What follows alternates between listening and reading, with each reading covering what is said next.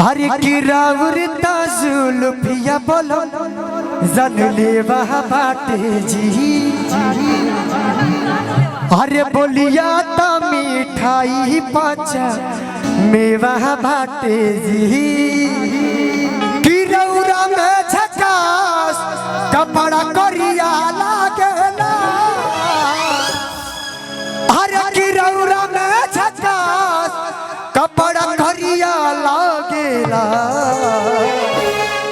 अब भाई जब से भोजपुरी पुष्पा फिल्म आई लड़का दाढ़ी बढ़ा के कहत रहे पुष्पा राज में नुहरेगा नहीं साला। भोजपुरी का हमने कहना या भोजपुरी में लड़का कहता कि रौरा में झकास कपड़ा करिया लागेला। सवरिया अरे दरिया जनी बनाई बड़ी बढ़िया लागेला। आई तनी म्यूजिक से तनी 1 2 3 4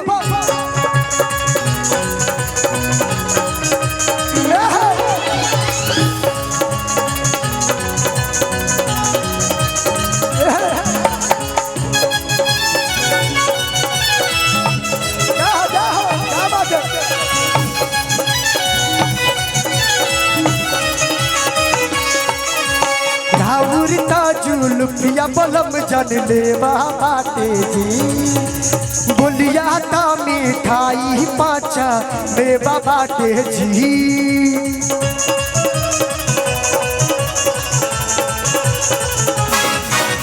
रावरिता जुल्फिया विशाल जन लेवा बाटे जी। बोलिया ता मिठाई पाचा मेवा बाटे जी। रौरा में झकास कपड़ा करिया लागेला। सवरिया दढ़िया जन बनाई बड़ी बढ़िया लागेला। सवरिया दढ़िया जन बनाई बड़ी बढ़िया लागेला।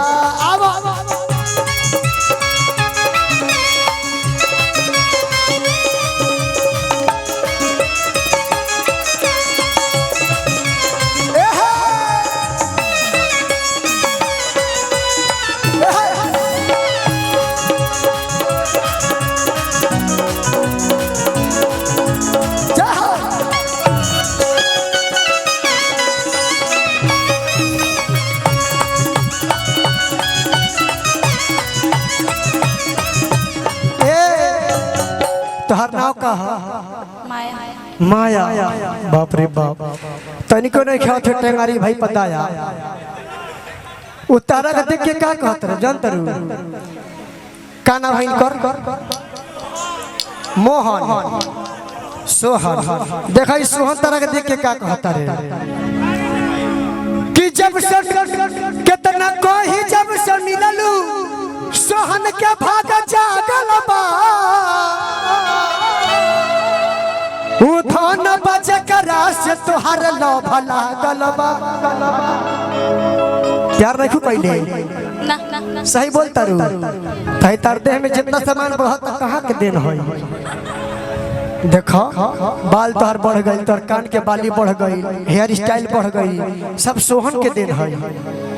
उनके कारखाना से तू विटामिन खींचता रू ना झूठ बोलता रही। हाँ तार मौसी के लड़का हमें नहीं से झूठ बोलता रही कि जब हंसलू तो गोरी रे चकोरी रे बुझाला सोनारी के भट्ठा में आग लागल बा।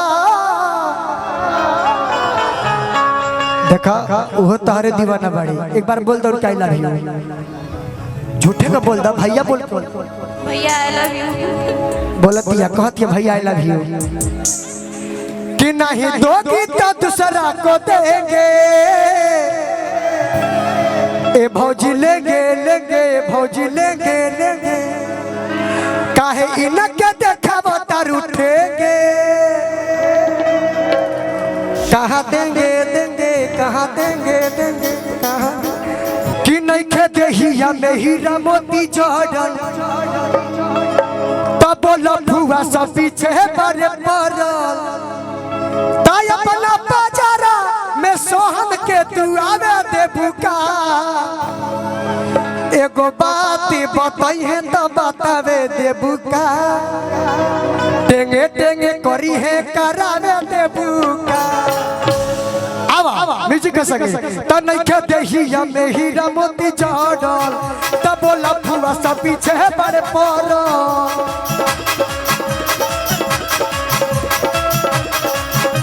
वो नइखे देहिया में हीरा मोती जड़ल त बोला फुआ सब पीछे बड़े पड़ल अपना बाजार में हमारा के आवे देबू का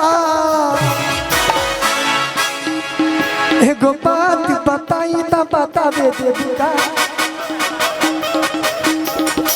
त एगो बात बताई त बतावे देबू का लाइल बानी से नूरा लगावे देबू का एगो बात बताई त बतावे देबू का लाइल बानी से नूरा लगावे देबू का एगो बात बताई त बतावे देबू का लाइल बानी से नूरा लगावे देबू एगो बात बताई त बतावे देबू का लाइल बानी से नूरा लगावे देबू का बहुत बहुत धन्यवाद।